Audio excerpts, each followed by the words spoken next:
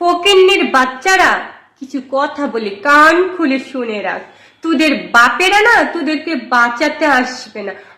তোদের ড্যাডিরা ইলিয়াস আর পিনাকি তোদেরকে বাঁচাবে না।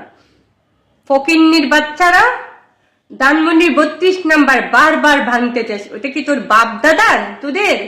না।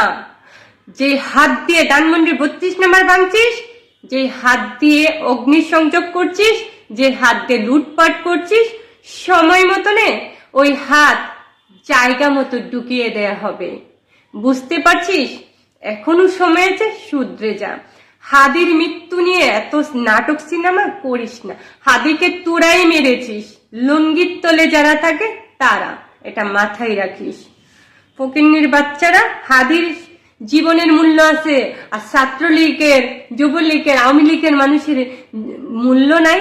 এই যে আওয়ামী লীগের নেতা কর্মীদেরকে তোরা নির্মম ভাবে মেরেছিস, তাদের মূল্য নাই। এই যে ছাত্রলীগের তোফাজ্জলকে ভাত খাইয়ে খাইয়ে তারপরে আবার মারছিস, আবার ভাত দিচ্ছিস, ওইটা তোদের কাছে একটুও খারাপ লাগেনি? তার মানে তোরা যে নষ্ট মনের, এটাই প্রমাণ হয় তোরা কখনোই শুধরাবি না।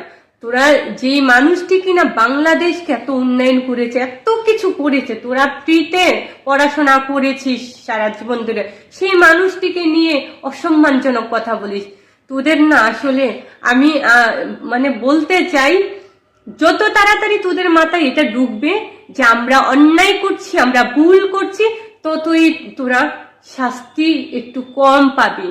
আর নয়তো তোদের শাস্তি অনিবার্য।